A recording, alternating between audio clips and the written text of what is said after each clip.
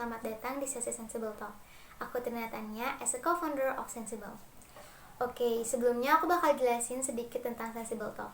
Jadi, Sensible Talk sendiri adalah sebuah platform movement untuk para remaja agar dapat menciptakan generasi yang kreatif, inovatif, dan positif.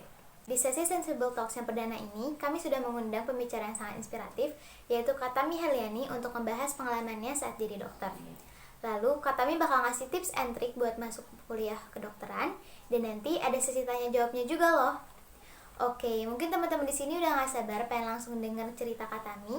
Tapi sebelum kita mulai, aku mau bacain rules atau disclaimer yang harus kalian patuhi selama webinar ini berlangsung. Jadi, yang pertama, di sini teman-teman wajib mematikan suara atau mute selama acara ini berlangsung. Lalu, jika ada pertanyaan, teman-teman bisa tulis di kolom chat ya. Selanjutnya, kita harap semuanya saat ini berpakaian rapi dan bersikap sopan. Terus, teman-teman di sini harus menyimak dan mengikuti acara hingga selesai. Dan nanti di akhir webinar akan ada sesi foto bersama. Jadi dimohon untuk nyalain kameranya saat sesi foto nanti. Yang terakhir, teman-teman dilarang keluar masuk ruang Zoom selama acara berlangsung. Nah, aku juga pengen ngingetin teman-teman semua untuk jangan lupa share experience kamu yang sedang atau setelah mengikuti webinar perdana kali ini dengan cara posting foto atau video di media sosial, dan jangan lupa juga untuk follow dan mention Instagram kami yaitu Sensible IDN. Oke, selain itu aku mau ngingetin teman-teman untuk menuliskan pertanyaan sebanyak-banyaknya di kolom komentar, karena nanti akan ada 3 orang beruntung yang bertanya langsung dan akan mendapatkan hadiah dari kami. Menarik banget kan? Oke, kalau semua yang udah paham, aku pengen langsung mulai aja webinar kita hari ini. Diawali dengan sambutan dari Kanesha Septifrita selaku Ketua Pelaksana dan Founder Sensible. Oke, makasih Tri. Halo semuanya, apa kabar? Baik. Wah, senang sekali ya semua dalam keadaan baik. Selamat datang di Sensible Talks yang pertama ini. Terima kasih buat kalian yang sudah meluangkan waktu dan menyempatkan hadir. Nama aku Nesha Septifrita dan aku akan nemenin kalian selama kurang lebih 60 menit ke depan. Sebelumnya aku mau bacain dulu modul untuk webinar kali ini. Yang pertama ada langkah-langkah untuk menjadi dokter. Penting banget loh buat tahu langkah-langkah untuk menggapai cita-cita, especially teman-teman di sini yang pengen banget jadi dokter. Terus yang kedua, hal penting yang harus kamu ketahui sebelum masuk kedokteran. Selanjutnya ada yang ditunggu-tunggu kita semua yaitu tips and tricks masuk fakultas kedokteran. Dan terakhir ada suka duka menjalani kuliah kedokteran. Nah, menarik dan penting banget kan? Jadi jangan lupa untuk take notes dari semua ilmu yang kalian dapat di Sensible Talks kali ini, dan share experience kalian di media sosial dengan cara mention @sensibleidn. Kalau gitu, yuk kita langsung tanya Kak Tami. Apakah sudah siap Kak Tami? Oke, bismillahirrahmanirrahim. Assalamualaikum warahmatullahi wabarakatuh.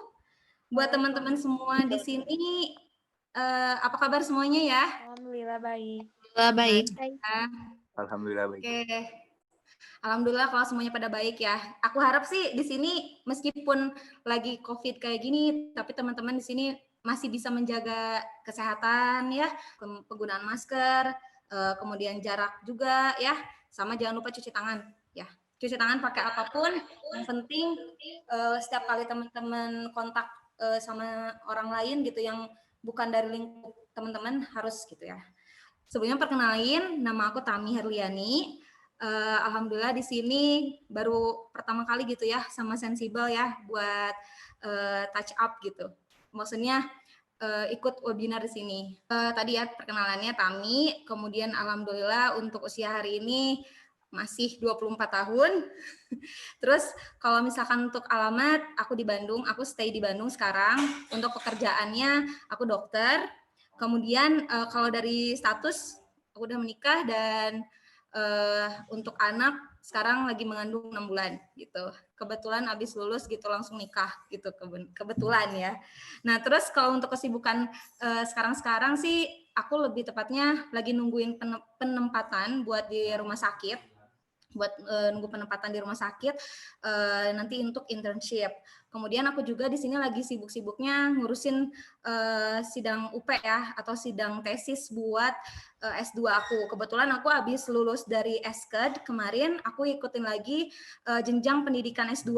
Kebetulan aku ambil Magister Manajemen Rumah Sakit. Kemudian apa lagi ya? Habis lulus SKED ya, pokoknya dari SKED itu aku aku nerusin lagi gitu. Jadi ngambil pendidikan S2 gitu. S2 untuk lanjutan. Oke, ini untuk kurikulum vitae aku ya. Mungkin hanya sebagian aja ini di sini. Kemudian tahun 2014 aku masuk Fakultas Kedokteran di Bandung, yaitu di Universitas Islam Bandung. Terus sekarang lanjutin lagi yang S2 tadi yang aku ceritain, kebetulan di Unisba juga. Ini untuk organization experience aku ya. Mungkin ini cuma sebagian kecil aja. Aku seneng banget soalnya sama organisasi, jadi nanti aku ceritain lah di belakang. Ini untuk achievement aku, ya beberapa lah ya, alhamdulillah. Nah ini untuk publikasi yang pernah, alhamdulillah gitu aku nyempetin gitu ya, bikin salah satunya buat dimasukin ke international journal gitu, namanya Transstellar ya. Di sini ada publikasi aku tuh yang judulnya The Experimental Wound Healing Using Coffee Powder and Honey Compared to NPWT. Jadi ini tuh sebetulnya yang publikasi yang aku pernah masukin ke international journal itu salah satu skripsi aku. Jadi ini skripsi yang alhamdulillah lolos gitu di jurnal internasional, alhamdulillah. Nah, sebelum aku mau masuk topik pembahasan ya, di sini aku mau menjelaskan ya, tapi lebih tepatnya lebih sharing gitu ya. Nah, mungkin aku mau nanya dulu nih ke teman-teman, kira-kira kenapa teman-teman pengen jadi dokter? Itu pertanyaannya simpel banget. Aku pengen salah satu orang dong di sini yang jawab kenapa teman-teman pengen jadi dokter. Kalau nggak ada yang mau ngacung atau nggak ada yang mau speak up, aku panggil aja. Coba Carmila Azhara ya. Coba Carmila Azhara kenapa pengen jadi dokter? Kedengeran nggak suaranya? Oh, kedengeran. Kedengeran. Ada tekad pengen jadi dokter teh, pengen bisa membantu masyarakat, pengen langsung turun ke masyarakat gitu. Ketika ada yang sakit atau apa teh pengen aja we membantu gitu.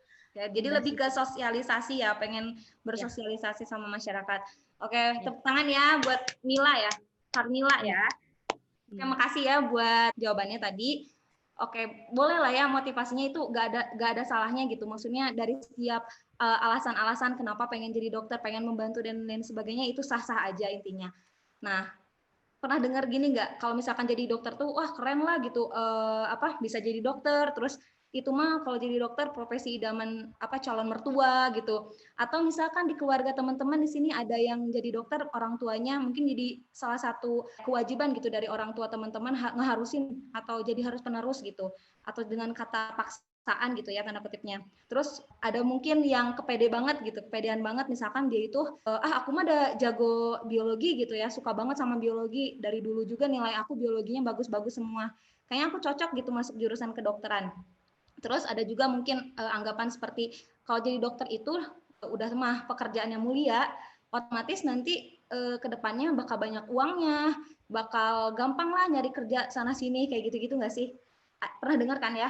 Tadi yang dibilang sama Mila itu nggak ada salahnya gitu ya. Jadi sebetulnya semua sah-sah aja, asalkan ketika pas mau masuk atau udah jadi dokter, kedepannya kita itu harus bisa kerja sesuai dengan kata lain integritas. Soalnya masalahnya nggak sedikit gitu buat anak-anak yang baru lulus SMA, terus udah gitu terjun masuk ke perkuliahan, mereka itu jadi pada kaget gitu. Dari mulai banyak yang nggak ngerti, dari apa yang bakal mereka pelajarin, terus dari mulai tantangan-tantangan apa yang bakal mereka hadapin buat ke depannya.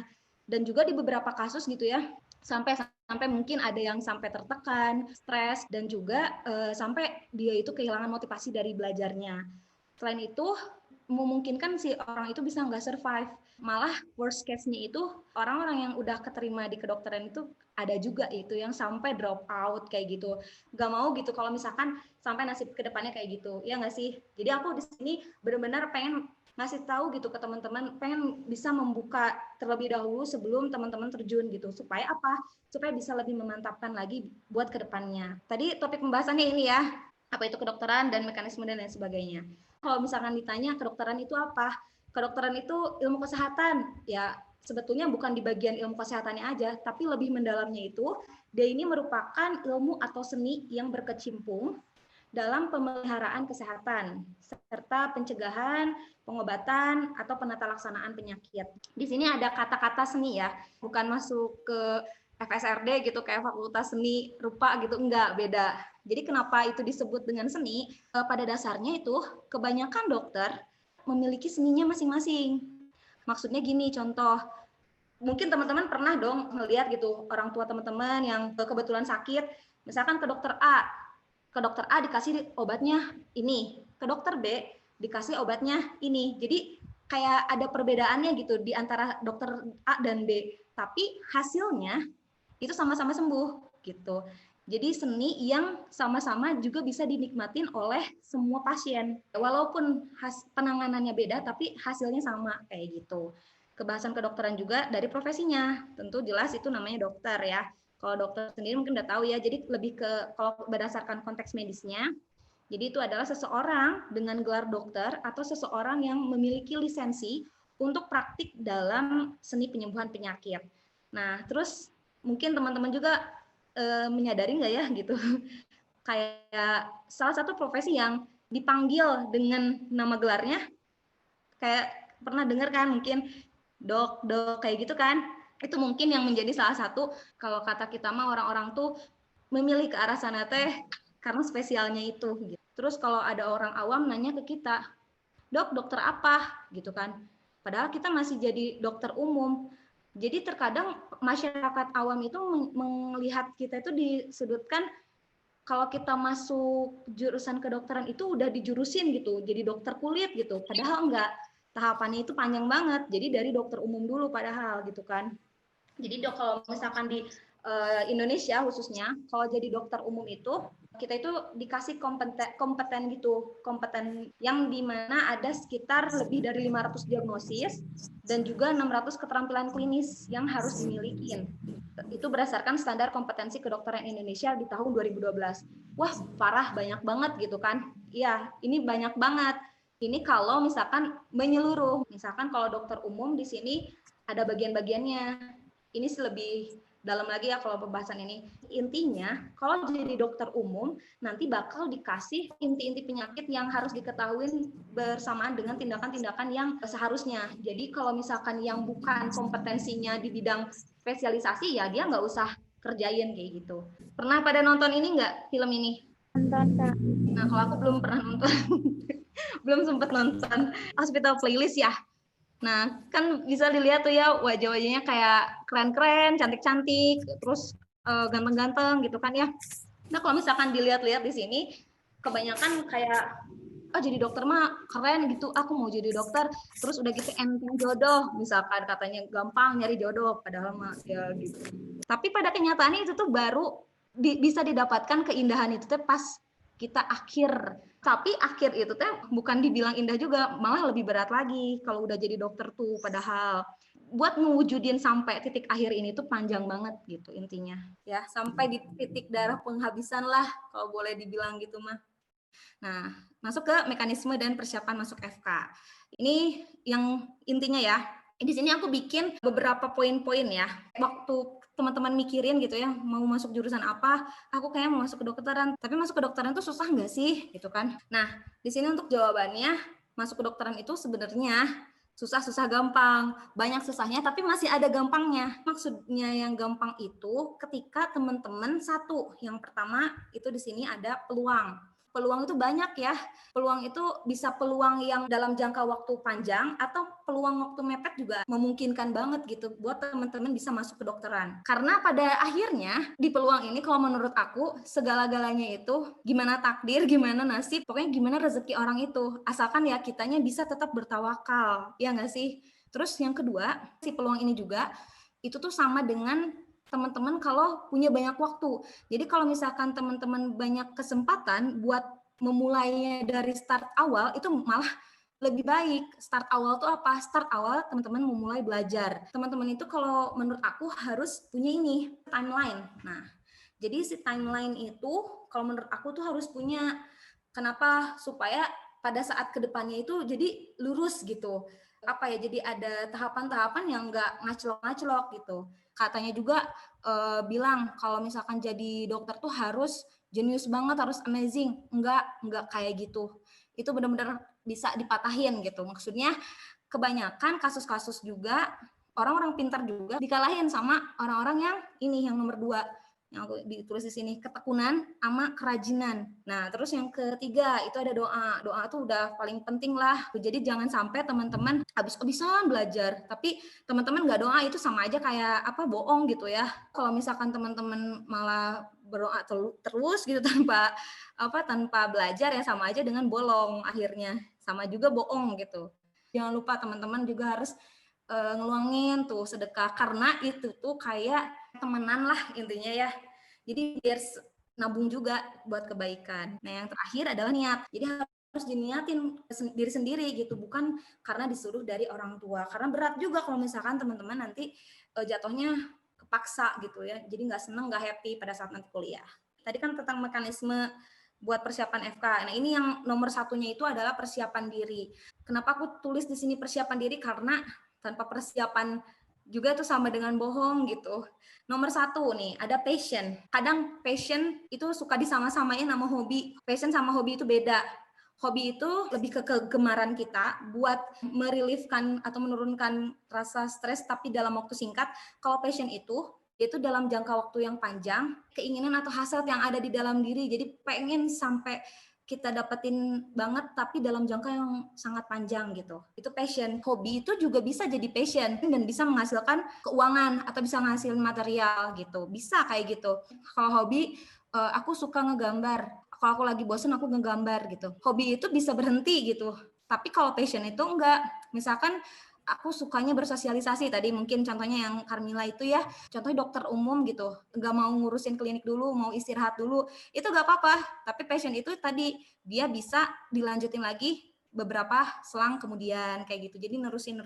Aku punya cerita nih di passion ini. Jadi teman-teman harus melihat diri teman sendiri gitu ya. Kalian tuh masuknya kemana sih? Jadi itu waktu aku SD lah ya, aku punya hobi menggambar sama melukis. Alhamdulillah didukung juga sama orang tua, ikut lomba ini dan itu, menang, terus jadi seneng kan, jadi salah satu apresiasi juga buat aku. Sampai akhirnya di SD itu ada kakak tingkat atau kakak kelas itu yang dia itu jago banget ngegambarnya, dan setiap kali dia ngegambar tuh hasil gambaran dia tuh diapresiasiin ke dinding-dinding lorong di jalan SD gitu. Nah aku tuh ngelihat itu tuh kayak, pengen banget kayak bisa kayak gitu.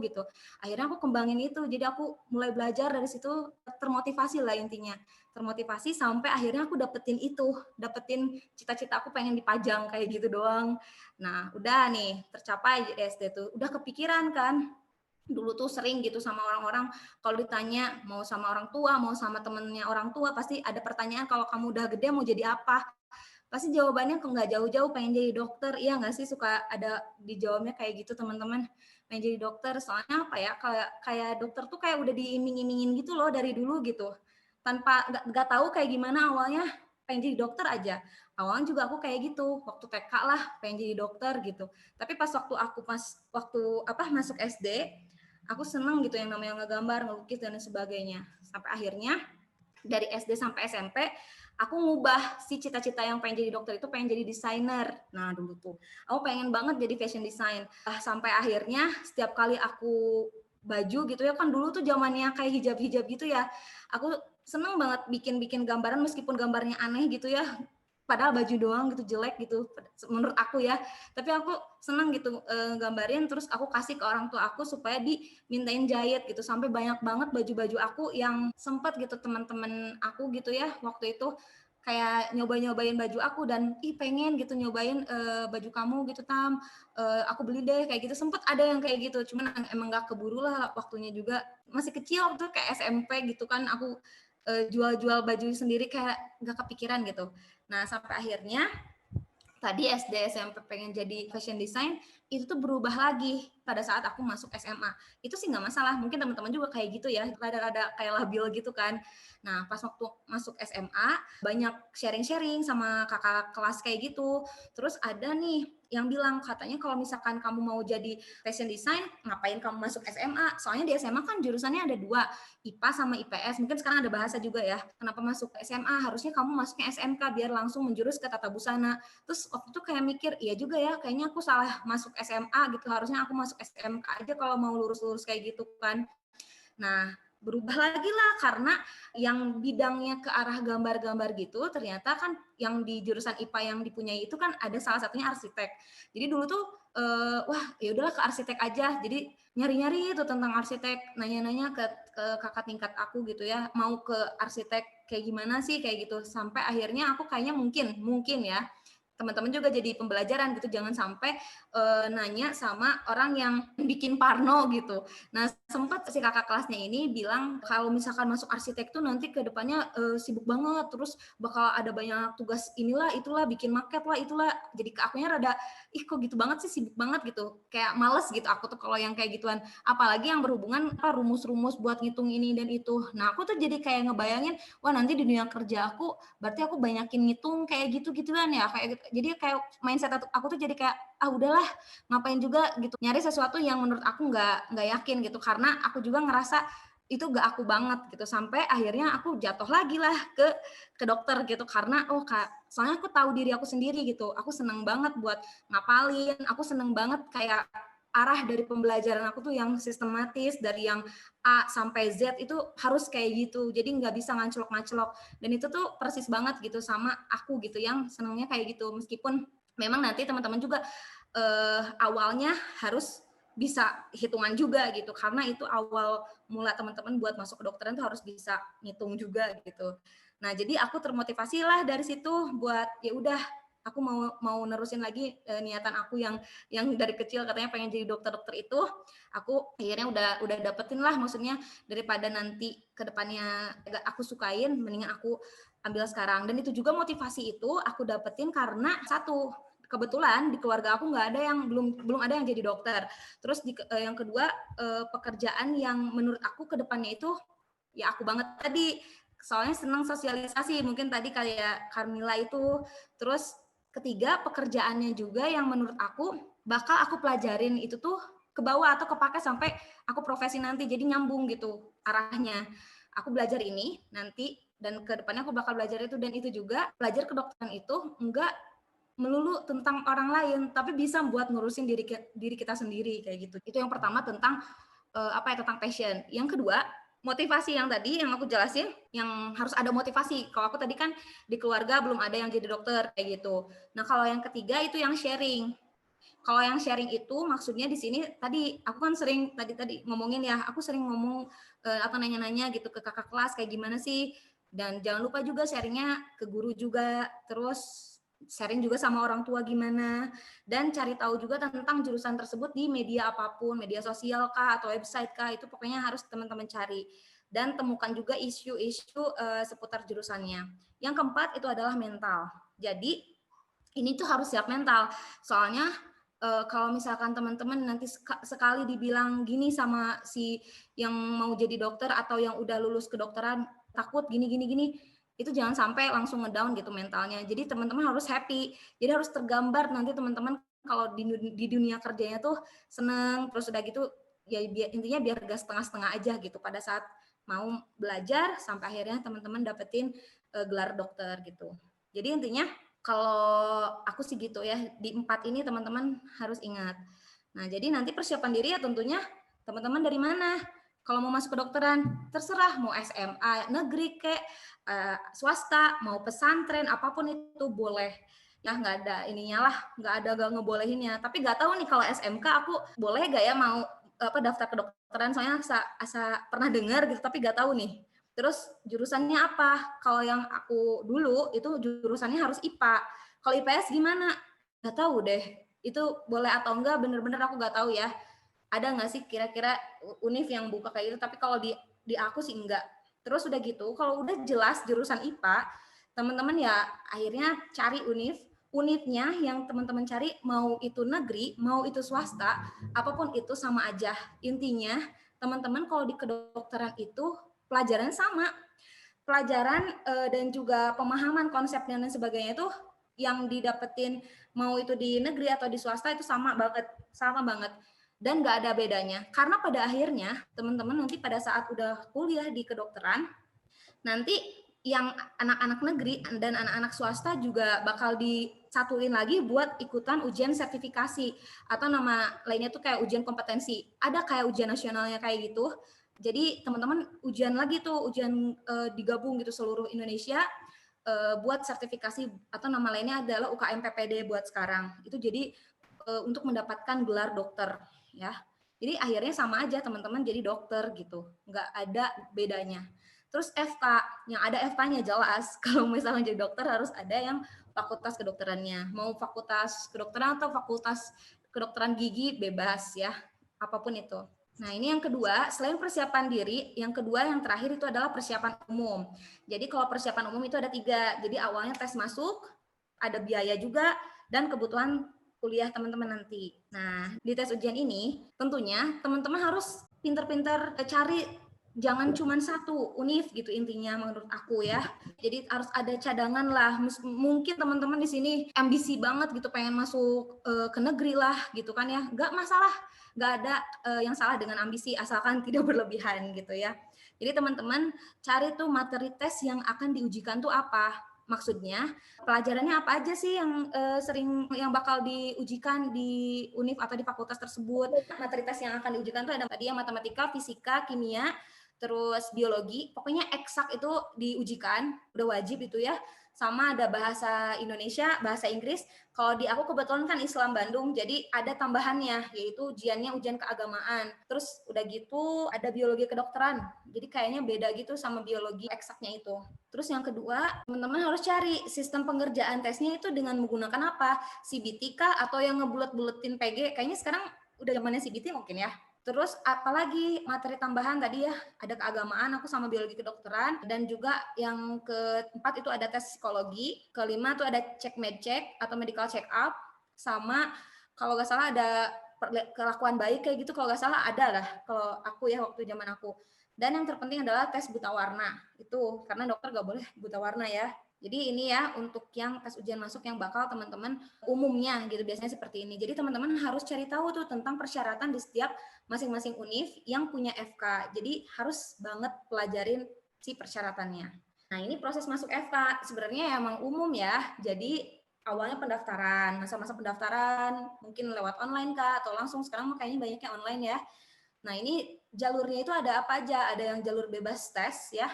Ini itu yang aku tadi bilang, siapin sedini mungkin untuk nilai-nilai teman-teman biar satu bisa masuk SNMPTN atau bisa ikutin tes mandiri lainnya gitu. Terus ada yang ketiga itu ada tes tulis ya. Kalau tes tulis tadi ya yang eksak tadi, pokoknya mata pelajaran SMA sama atau mungkin ada tambahan dari ujian lainnya itu.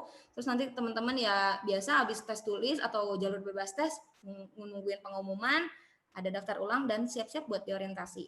Oke, ini yang intinya. Jadi kalau menurut aku untuk tips masuk kedokteran secara menyeluruh mah nomor satunya nggak lain nggak bukan belajar. Jadi teman-teman belajar itu harus dibikin happy aja. Kalau aku sih sebenarnya jadi bikin santai lah gitu. Jangan sampai jadi beban juga buat teman-teman. Harus ada waktu di mana teman-teman kalau udah ngerasa udah nggak kuat gitu, maksudnya jangan dipaksain, harus ada refreshnya juga gitu. Apalagi yang mau nyiapin buat kedokteran mungkin ambisinya pada gede-gede ya. Nah ini tips masuk kedokteran nomor 1, jadi harus mantapin dulu pelajaran eksak di SMA. Terus nomor 2, boleh ya teman-teman berharap, tapi jangan berlebihan dengan harapan SNMPTN kayak tadi yang aku bilang, wah aku udah dari sedini mungkin udah nyiapin SNMPTN ini, tapi kan tadi nggak ngejamin juga kan, ada juga yang kayak gitu. Terus yang ketiga, persiapin untuk SBMPTN dan tes ujian masuk lainnya. Tes ujian masuk lainnya itu ya ada tes mandiri ya biasanya kan. Nah ini nomor 4, latihan banyakin soal TPA. Jadi harus banyakin latihan di soal-soal TPA, bahasa Indonesia, bahasa Inggris juga. Nomor 5 ini yang paling penting yang tadi aku bilang, jangan terpaku sama satu univ. Univnya mau univ negeri ataupun univ swasta sama aja ya, ingat tadi sama aja, akhirnya juga bakal jadi dokter. Esked sama, dokter sama, nanti akhirnya juga keluarannya juga sama. Jadi minimal kalau menurut aku sih ada 3 univ yang harus jadi cadangan. Jadi waktu dulu juga aku gitu, mungkin aku kan pertama nyobain juga SNMPTN, nyoba SBMPTN, nyoba pokoknya yang negeri-negeri. Aku pertama mungkin dari doa orang tua yang pengen aku di Bandung, kebetulan pengen juga di Unisba, jadi gue masuknya ke situ. Salah satu kunci ya kenapa aku jadi di Unisba juga. gitu, di swasta maksudnya. Nah, selain nyiapin 3 unit juga harus ada 1 atau 2 cadangan jurusan. Mungkin teman-teman pengen nyobain dulu setahun, nauzubillah, tapi ya kayak ada apa ya, kalau ambisi-ambisi banget mah nggak apa-apa. Tadi aku cuma mau masuk fakultas kedokteran nggak apa-apa, tapi asalkan jangan sampai teman-teman kecewa. Jadi kayak nunggu dulu setahun gitu kan, kayak gak enak. Ada juga yang teman-teman aku kayak gitu, nunggu dulu setahun baru tahun berikutnya ikutan lagi, ada yang kayak gitu. Jadi ada, kalau mau cobain ambil 1 jurusan lain yang berhubungan dengan kesehatan, mungkin bisa kayak gitu. Terus yang keenam itu persiapan sebelum tes. Jadi teman-teman harus cari cara belajar yang nyaman sendiri. Mau itu dengan les kah atau dengan teman-teman bikin grup belajar sendiri, apapun itu. Pokoknya harus ada cara belajar yang nyaman. Buat apa? Buat ya tadi aku bilang harus ada salah satu motivasi gitu. Jadi teman-teman teh ada yang nggak sendirian banget gitu.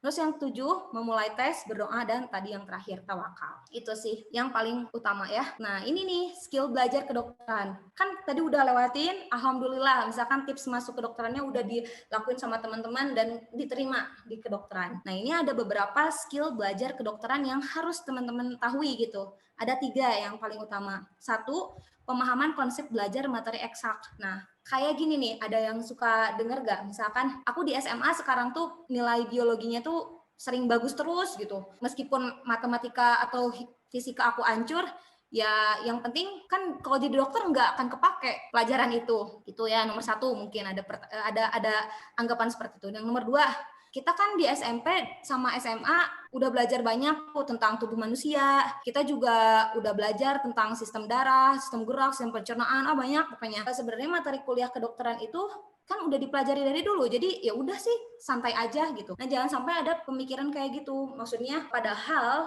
sebelum teman-teman masuk kedokteran, ingat jangan lupa teman-teman tuh keterima itu gara-gara apa? Gara-gara teman-teman 1 bisa hitungan tadi kan, masuk gara-gara teman-teman lolos, misalkan nilai fisikanya mungkin bagus gitu pas waktu diterima, kimianya bagus, terus matematikanya juga bagus. Jadi jangan sampai teman-teman kayak memfokuskan diri, ya udah biologi aja gitu, aku senengnya. Jadi udah belajar biologi, enggak salah, karena di dunia kedokteran juga teman-teman bakal ketemu sama hubungan dari kimia, fisika, sama matematikanya juga bakal ketemu. Kenapa aku bilang kayak gini, aku ingetin lagi, intinya aku menyarankan untuk teman-teman jangan sampai tidak menyukai hitungan gitu. Meskipun aku sendiri gak suka hitungan, tapi aku ngasih tahu lah ke teman-teman jangan sampai nggak suka sama bidang-bidang eksak ini gitu. Karena awal mula teman-teman masuk ke FK itu, ya itu tadi, karena kalian bisa fisika, teman-teman juga bisa matematika dan kimia kayak gitu. Jadi biologinya salah satu yang mendukung. Nah, di sini juga untuk kimia, teman-teman bakal ketemu sama asam basa, itu bakal dipelajarin lagi di kedokteran. Terus kalau yang fisikanya ketemu lagi sama, contohnya waktu pas belajar X-ray, atau ketemu lagi sama pada saat teman-teman belajar EKG, itu jadi kayak ada hubungan-hubungannya kayak gitu loh. Jadi otomatis kayak hitungan-hitungannya juga harus jago lah gitu intinya. Nah, terus udah gitu kemampuan berpikir yang sistematis. Jadi kalau di kedokteran itu nggak bisa kalau misalnya teman-teman belajarnya dari Z, loncat-loncat nggak bisa. Jadi harus dari A sampai Z, tetap itu kayak gitu. Soalnya kalau misalkan pemahaman dari tubuh manusia itu secara keseluruhan itu kan butuh skill buat berpikirnya itu secara menyeluruh atau secara sistematis. Terus yang ketiga, kemampuan bahasa Inggris. Nah, di sini kalau menurut aku penyaranan ya, harus aku cuma pas-pasan, misalkan bahasa Inggrisnya nggak masalah, yang penting teman-teman ngerti. Kenapa aku ingetin bahasa Inggris di sini? Karena nanti teman-teman setiap buku-buku itu pun berbahasa Inggris semua, textbook, e-book, jurnal, yang paling diunggulin itu harus yang berbahasa Inggris, karena biasanya kalau misalnya bahasanya itu Indonesia, itu kadang nggak relate gitu sama yang bahasa Inggris. Dan terkadang kalau misalkan bahasa Indonesia itu kebanyakan kalau udah ditranslatein gitu suka ketinggalan 5 tahunan gitu dari yang sekarang terbit baru. Jadi kalau mau teman-teman harus meningkatkan lah untuk skill bahasa Inggris teman-teman. Yang penting ngerti aja, itu juga udah menurut aku udah alhamdulillah gitu. Yang penting nanti ke depannya lancar gitu dan mengerti apa yang dibahas. Yang kedua ada biaya ya. Biaya itu aku bagi di sini jadi 3. Teman-teman juga harus jangan lupain ya bahwa biaya itu ada bayar kuliah. Terus ini dibayar kuliahin juga ada bayar koas ya. Jadi kalau waktu aku dulu selain bayar kuliah itu kan buat jadi sarjana S1. Habis S1 aku harus nerusin lagi ke profesi dokter. Di profesi dokter ini aku koas, nama lain dari profesi dokter itu, sekolah profesi dokter itu adalah koas. Itu bayar lagi waktu zaman aku di 2014 ya. Terus ada bayar apa lagi, biaya tempat tinggal sama biaya sehari-hari teman-teman. Ini bakal aku bahas di akhir aja ya. Nah ini lanjut ke kebutuhan kuliah. Kalau kebutuhan kuliah ya kayak textbook, e-book, atau jurnal ya biasanya yang sering kita pakai. Terus ada alat medis umum. Biasanya kan kalau kita di kedokteran itu suka bikin kayak bakti sosial atau kayak medical check up kayak gitu-gitulah. Nah biasanya ada, boleh punya, boleh enggak, atau nanti aja juga gak apa-apa. Tapi biasanya kalau misalkan teman-teman tuh suka pengen lah megang mah gitu, punya sendiri, boleh gitu. Yang penting yang sering kepake itu kayak stetoskop atau tensian ya. Terus ada bahan untuk penelitian sama skripsi, itu jadi kebutuhan kuliah nanti buat teman-teman di akhir sekolah kedokteran. Alat tulis nih yang paling utama. Kadang suka ada yang pengen stationery-nya tuh yang lucu-lucu. Jadi teman-teman kalau misalkan belajar tuh harus nulis gitu orangnya. Jadi kan otomatis itu kan biaya juga ya. Gadget apapun itu, pokoknya mau HP, nanti teman-teman pakai HP. Yang penting ada laptop sih sebenarnya kalau menurut aku, karena itu kepake banget buat kedepannya waktu skripsi, atau mau pakai iPad apapun boleh, ada gitu ya. Nah, lanjut ke proses pendidikan kuliah kedokteran. Oke, aku lanjut. Pada prinsipnya, proses pendidikan kuliah kedokteran itu panjang. Jadi dari mulai preklinik atau yang disebut dengan S1 atau sarjana S1 dan SKED. Jadi akhirnya teman-teman dalam waktu jenjang 3,5 sampai 4 tahun itu nanti teman-teman bakal nama gelarnya itu SKED. Untuk preklinik itu apa aja sih yang dikerjain? Itu ada perkuliahan biasa ya, kayak kelas besar, terus ada kelas sedang, kelas kecil juga, terus ada tutorial. Nah, teman-teman di sini nggak sendirian. Belajar itu nggak boleh sendirian kalau di kedokteran. Harus berkelompok.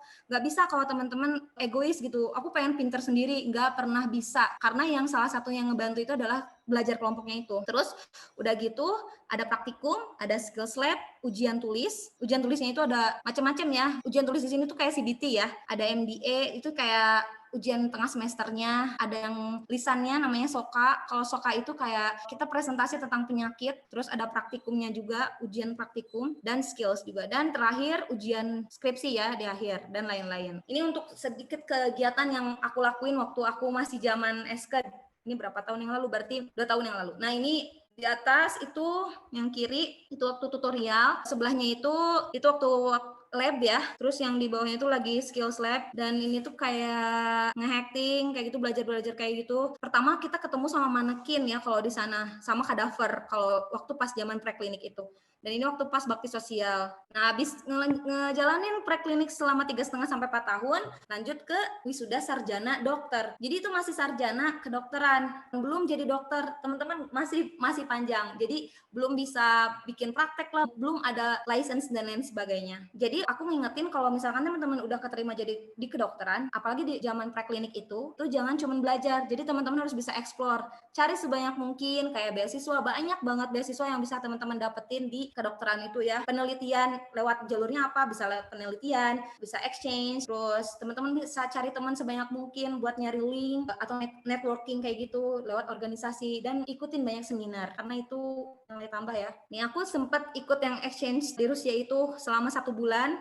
Itu waktu itu di rumah sakit. Salah satunya waktu itu kayak koasnya. Sebenarnya kan koas aku tuh kan waktu itu belum lulus. Jadi ini tuh waktu aku tingkat 3. Jadi aku duluan gitu ikutan koasnya di luar.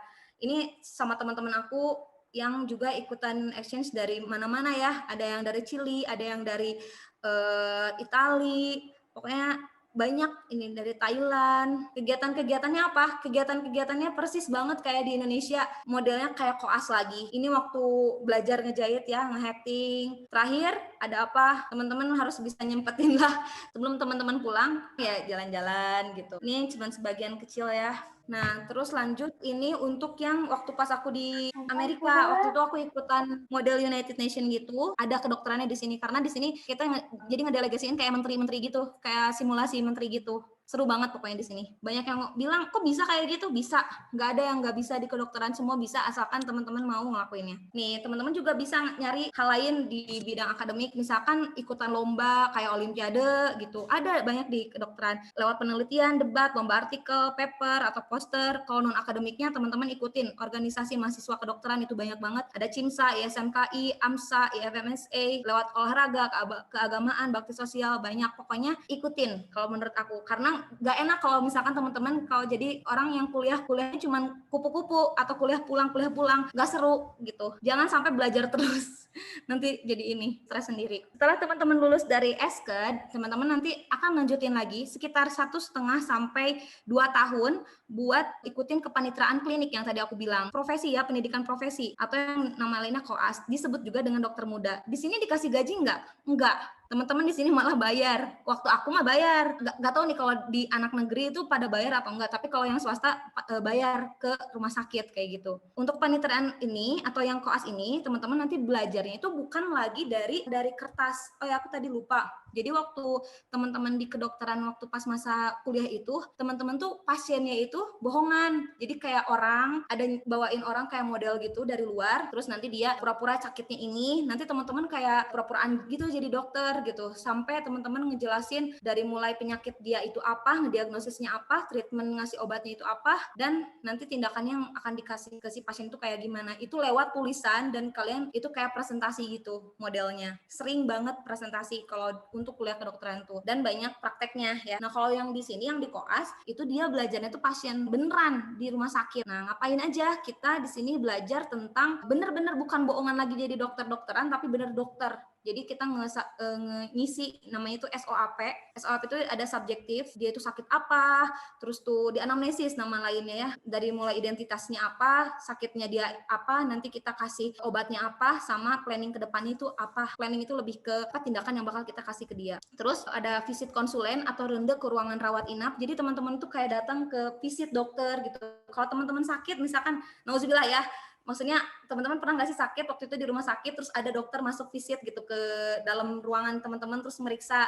Nah modelnya kayak gitu nanti belajarnya. Kita tuh nanti datangin ke si pasien buat nanyain kondisi dia dari hari ke hari kayak gimana. Terus ada kegiatan ilmiah, banyak banget kegiatannya ya di sini. Sebenarnya kalau ditanya koas sama pendidikan itu lebih capek mana? Pendidikan yang preklinik, aku bilang sih koas, soalnya koas itu ada jaga malam nih. Jadi capek lah gitu. Tapi seru gitu. Itu emang awal mula teman-teman jadi dokter gitu kan. Terus di sini juga teman-teman bisa melakukan tindakan langsung, masang NGT, terus urin kateter, intubasi. Boleh apapun teman-teman bebas melakukan kegiatan yang hubungannya sama tindakan-tindakan ke pasien, asalkan ada izin dulu gitu ya. Terus udah gitu bisa masuk ruang operasi, jadi asisten dokter spesialis waktu pas ngebedah atau lakuin sesar, menjahit luka, membersihkan luka waktu di IGD, membantu persalinan ya, sama resusitasi bayi atau neonatus ya, dan lain-lain. Banyak banget yang bisa dikerjain karena di koas itu teman-teman nggak ada lagi yang ngatur teman-teman kayak dosen gitu, nggak ada, tapi teman-teman yang ngatur jadi teman-teman sendiri dan ngejar dokter konsulennya. Apa sih yang dilakuin selama 1,5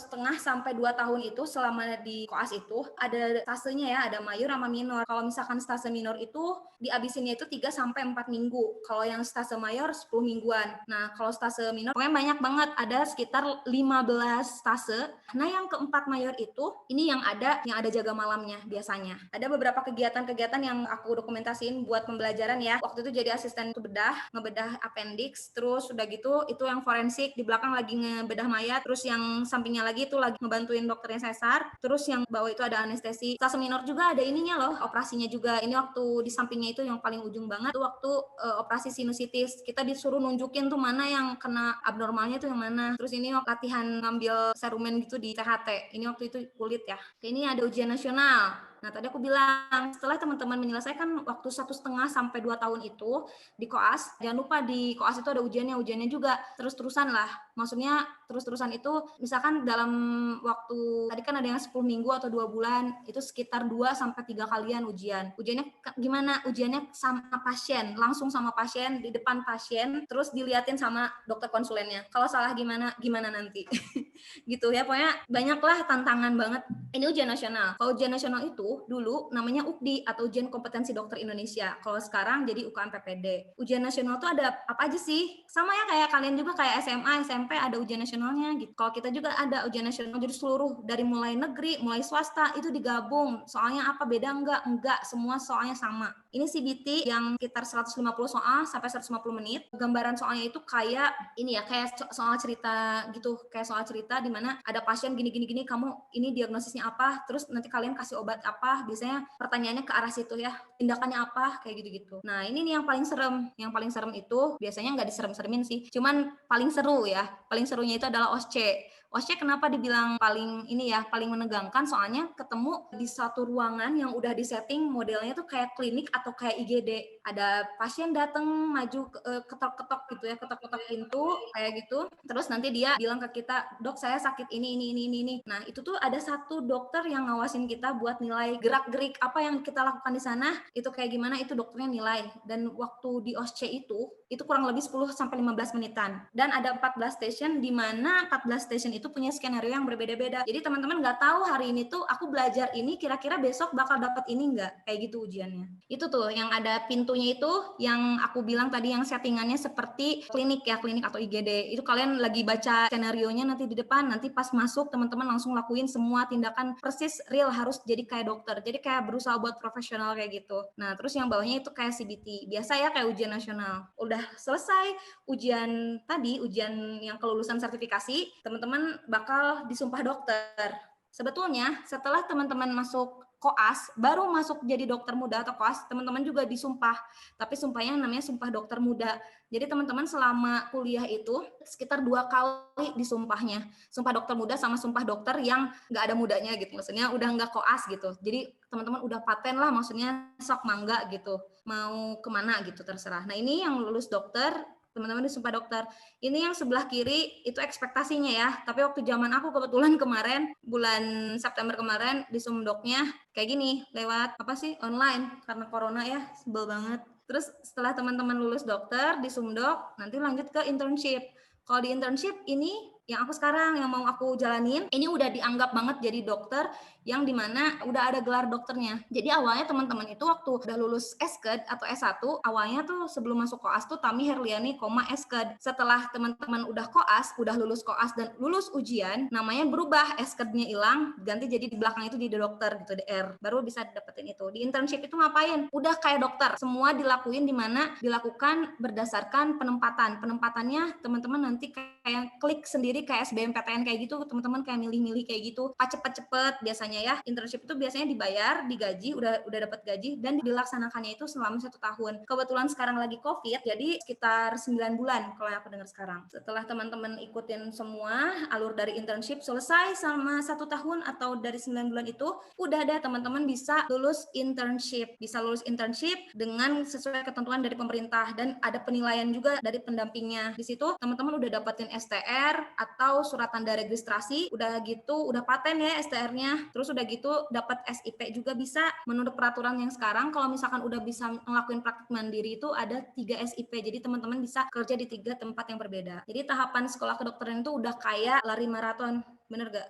Jadi ini aku ngitung sampai internship aja sebenarnya ya. Kalau teman-teman mau jadi spesialis, nambah lagi 4 sampai 5 tahun. Jadi 11 tahunan atau 12 tahunan baru bisa jadi spesialis. Jadi bener ya, kalau jadi dokter itu pembelajaran yang seumur hidup belajarnya gitu. Ini start dari 3,5 sampai 4 tahun fase preklinik, terus maju ke 2 tahun fase koas atau 1,5 tahun. Terus nanti teman-teman ikutin UKM PD baru bisa lulus, nanti dapat ijazah, baru sertifikasi kompetensi, baru jadi fresh graduates atau dokter. Baru nanti teman-teman dapetin lagi STR internship. Internship di mana? Di puskesmas sama rumah sakit, dibagi jadi 4 bulan sama 8 bulanan. Selesai internship, teman-teman nanti dapetin lagi STR baru yang udah paten. Setelah itu nanti bisa dapetin SIP, lulus dokter. Jadi yakin nggak udah mau jadi dokter?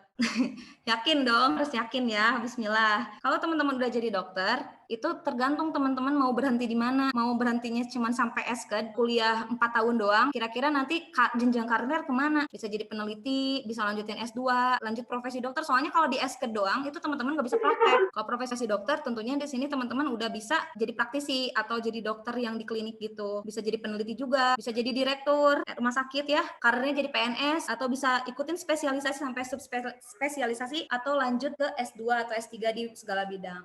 Dari semua itu pengalaman suka duka menjalani kuliah kedokteran banyak banget ya, terutama dari tes awal. Aku tuh banyak banget jatuh bangunnya. Aku tuh banyak banget nyobain tes kedokteran dimanapun, tapi alhamdulillah aku ditempatin di tempat yang menurut Allah itu emang terbaik gitu. Saat diterima tentunya teman-teman tadi ya awal-awal pasti kaget, tapi kesininya karena dibawa happy jadi enak. Saat mulai kuliah juga kayak, ih beneran gak sih? Jadi ada perasaan kayak gitu. Ini beneran mau jadi dokter? Pasti banyak banget pikiran kayak gitu.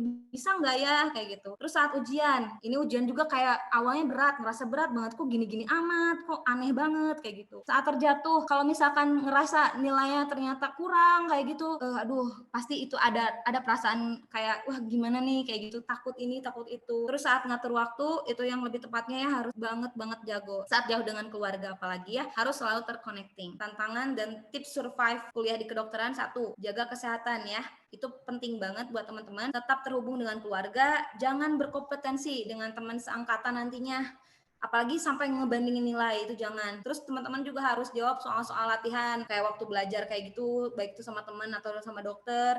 Terus pelajari konsepnya secara umumnya tuh kayak gimana sih kalian tuh belajarnya nanti pada saat di kedokteran.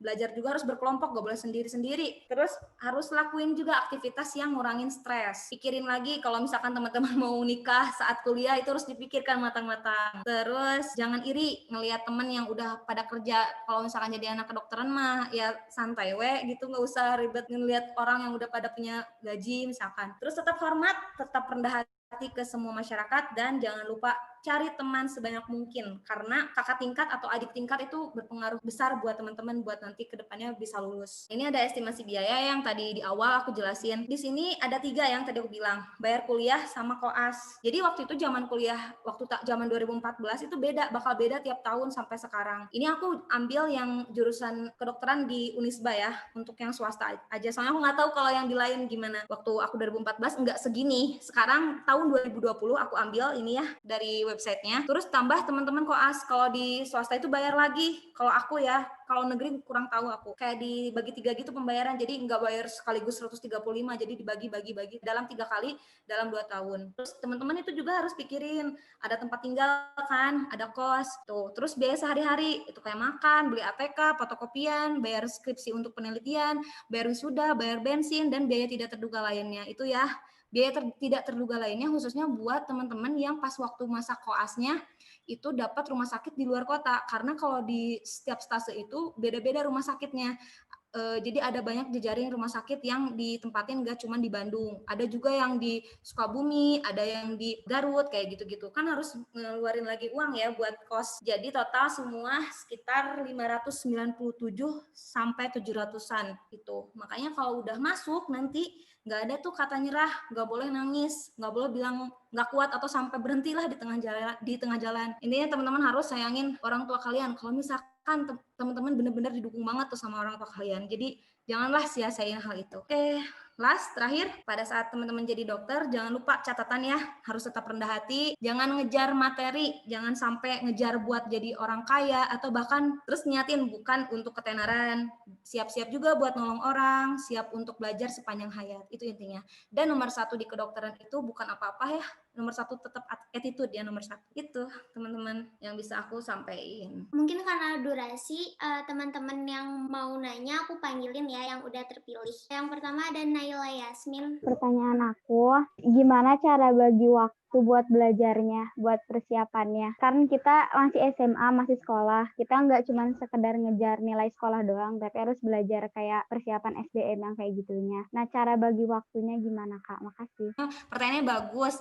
Jadi kalau waktu dulu, aku prinsipnya tadi pakai timeline. Kalau misalkan teman-teman masih kelas 1, masih punya banyak waktu kan buat belajar. Tapi kalau sekarang, kita anggaplah sekarang teman-teman kelas 12 nih. Dalam jangka waktu 12 bulan, teman-teman buat pembagian bikin timeline waktu. Misalkan kita anggaplah dari Januari, Februari, Maret, kita fokusin sama pelajaran yang masa-masa SMA kelas 12 harus dimantepin dulu. Nanti 3 bulan kemudian teman-teman boleh tuh ambil les, kalau nggak salah ada ambil les kayak gitu ya, ikutin les-lesan kayak gitu.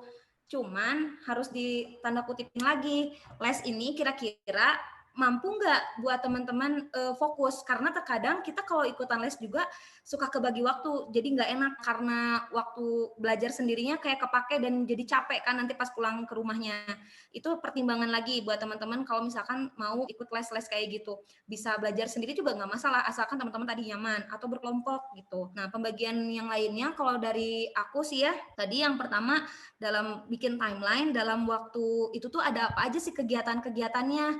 Misalkan Januari, Februari, Maret itu untuk yang kelas 12-nya dulu. Nanti nyicil kan pasti ada yang lupa tuh yang kelas 10 sama kelas 11-nya.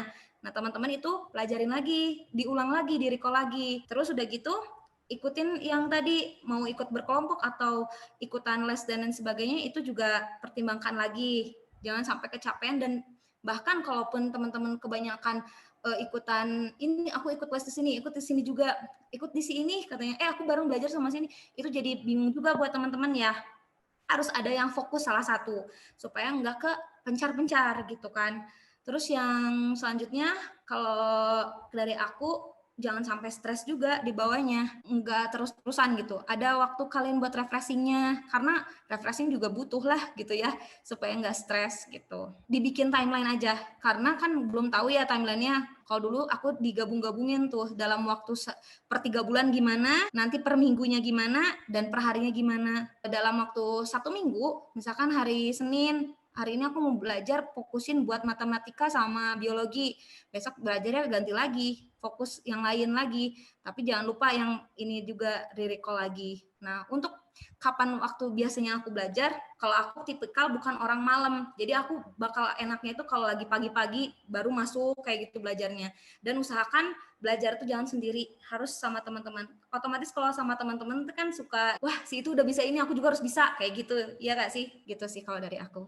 Terima kasih, Kak. Iya, sama-sama. Oke, untuk penanya kedua, ada Fadiana Mira, boleh di-unmute. Selama jadi dokter, masih bisa gak sih ada waktu buat kerja part-time kayak gitu? Kita kan pasti kuliah banyak nih yang suka ikut part-time buat nambah-nambah uang. Masih sempet gak sih Kak kalau belajar dokter ikut part-time kayak gitu? Nah, bagus pertanyaannya ya. Sebetulnya kalau yang waktu zaman aku, dulu pernah aku sempat pengen kayak gitu, kayak pengen jadi kerja di McD, katanya teh kayak gitu. Itu sih kalau menurut aku jangan, Kenapa? Soalnya itu ngeganggu banget buat proses kedepannya. Apalagi tugas-tugas di kedokteran itu nggak sedikit. Teman-teman itu dalam 1 minggu, itu kan tadi aku bilang ada tugas ya. Tugasnya itu namanya tutorial. Tutorial di mana isinya teman-teman itu belajar sama kelompok teman-teman sendiri. Itu orangnya itu ada 10 orang. Jadi 10 orang itu nanti dibagi-bagi, teman-teman tuh dikasih kayak bahan-bahan buat nanti dipresentasikan di depan dokter. Di 1 minggu itu teman-teman harus presentasi itu sekitar 2-3 kali. Menurut aku ya nggak akan ada waktu kalau untuk kerja part time. Aku sendiri pernah sempet kayak kepikiran kayak gitu, tapi udahlah, jangan. Tapi kalau misalkan kayak gak akan keburu, pasti susah ya, juga bagi waktu. Ya, tapi yang keburu itu apa? Kalau misalkan teman-teman punya bisnis sendiri, contoh jualan kerudung masih bisa lah. Terus dulu aku sempat jualan ini, kayak donat. Kebanyakan anak FK itu suka lapar. Lapar tuh karena dia itu kuliah tuh dari jam 6 pagi, ada kegiatan dari jam 6 pagi buat kuliah, ngedatengin kuliah sepagi itu otomatis kan suka pada jarang sarapan kan. Jadi aku sama partner aku jualan donat, terus aku simpen tuh di depan luar kelas. Ya, siapa aja yang mau beli masukin ke kenceleng kayak gitu, yang kayak bikin kayak gitu. Itu masih bisa loh sebenarnya kalau menurut aku, dibandingkan dengan teman-teman harus kerja part time yang capek banget. Itu sih menurut aku. Jadi jangan sampailah hal itu tuh ngeganggu gitu. Tapi kalau untuk yang jualan kayak happy-happyan kayak tadi aku, itu benar-benar saran sih buat aku. Iya, makasih Kak. Ya, sama-sama. Oke, untuk penanya yang terakhir, aku pilih Kristi, atau aku bacain aja ya. Jadi pertanyaan dari Kristi, Kak, apa pengalaman atau pelajaran berharga yang baru didapatkan setelah exchange? Thank you. Oke, tentunya banyak banget. Pertama, aku pakai kerudung. Aku kerudungan sendiri gitu di sana. Terus ketemu sama orang-orang yang ya sejawat juga sama aku, yang dokter-dokter juga semuanya. Yang dimana dia pertama kali yang ngelihat kita kan pasti ada kayak, kok aneh gitu. Pasti orang-orang skeptis juga ngelihat kita, banyak yang nanya. Tapi akhirnya kesana-sananya kita jadi ngobrol enak-enak aja kayak gitu. Terus kalau shock culture juga pasti ada ngelihat, kok minumannya ini, minumannya itu. Banyak banget pembelajaran dari mulai keagamaan yang mungkin jangan sampai dilupa gitu di sana. Terus apalagi pembelajaran di mana kita punya banyak temen di luar gitu. Jadi kita nggak kaku dapat temen di taran lingkup kita aja, tapi kita masih bisa buat nyari link buat teman-teman di luar. Kebetulan sampai detik ini aku sama teman-teman aku yang di sana masih suka kontekan, masih kayak ngabarin nikah kayak gitu-gitu. Jadi seru lah gitu pokoknya. Nilai lebihnya adalah kita bisa nunjukin dari mulai agama kita. Kebanyakan kan mereka nggak ada agama ya, kebanyakan ini mah ya yang aku lihat kemarin mereka nggak percaya agama. Terus kita sharing tentang agama kita, nyebarin yang ada di Indonesia. Jadi kita kasih lihat tuh punya keragaman apa nih di negara kita gitu. Paling dititik beratkan lagi adalah dari pelajaran berharga mengenai penyakit-penyakit yang di luar sana. Otomatis penyakitnya beda. Kalau di negara Indonesia itu kan tropis, jadi nggak ada tuh yang namanya DBD, mereka nggak kenal namanya DBD. Emang apa? Jadi kita kan sharing gitu ya. Apalagi dari pengalaman kita, waktu itu kan aku masuk ke sana tuh waktu tingkat 3, jadi belum lulus kan. Teman-teman aku juga belum pada koas waktu itu. Ini juga jadi rasa syukur juga buat aku, jadi nyobain yang namanya duluan koas, tapi bukan koas di Indonesia, tapi koas di luar tuh kayak gimana sih. Otomatis situasi dan kondisi yang ada di sana beda banget ternyata gitu sih. Banyak banget pembelajarannya. Oke, mungkin pertanyaan dari teman-teman semua udah terjawab. Terima kasih buat para penanya yang cukup mewakili banyak pertanyaan dari teman-teman yang lainnya. Gak terasa banget nih teman-teman, ternyata udah lama kita bareng-bareng di Sensible Talks kali ini. Nah, pasti semua peserta di sini mendapatkan banyak banget insights dan dapat perspektif baru tentang sekolah kedokteran. Tapi sebelum aku menutup webinar hari ini, kayak tadi yang Tri udah bilang di awal, akan ada 3 pemenang best question yang masing-masing berhak mendapatkan hadiah berupa hampers. Dan sekarang aku akan membacakan pemenangnya. Yang pertama ada Naila Yasmin, yang kedua ada Fadia, dan yang ketiga ada Kristi. Nanti kalian akan dihubungi oleh tim Sensible untuk lebih detailnya. Aku Nesha Satifrita mewakili Sensible mengucapkan terima kasih atas waktunya dan atas insight-nya yang sangat helpful dan berguna banget untuk kita sebagai pelajar. Semoga Kak Tami tetap menginspirasi kita semua. Thank you so much Kak Tami. Ya, sama-sama. Makasih juga ya udah dikasih kesempatan di sini. Buat teman-teman yang pada mau masuk ke kedokteran, semangat terus ya, jangan patah semangat, tetap maju, ya intinya itu aja. Oke, sebelum kita mengakhiri acara, aku ingin mengingatkan teman-teman semua untuk share experience kalian selama mengikuti atau setelah mengikuti webinar ini dengan cara memposting foto atau video di sosial media kalian. Jangan lupa untuk follow dan mention ke Instagram Sensible IDN. Nanti e-certificate akan dikirimkan oleh Sensible setelah acara ini selesai ya teman-teman. Oke, sekarang kita masuk ke sesi foto bersama untuk kenang-kenangan. Teman-teman boleh nyalain kameranya mungkin. Halo semuanya. Ngerti nggak tadi penjelasannya kecepatan nggak? Enggak Kak, cukup kok. Oke. Sekarang kita langsung foto ya, hitungan ketiga. Oke, aku hitung ya. 1, 2, 3. Slide kedua. 1, 2, 3. Terima kasih semuanya. Sensible Talks volume pertama kali ini sudah selesai. Terima kasih banyak teman-teman semuanya. Sampai jumpa di Sensible Talks berikutnya ya. Bye. Bye. Terima kasih banyak.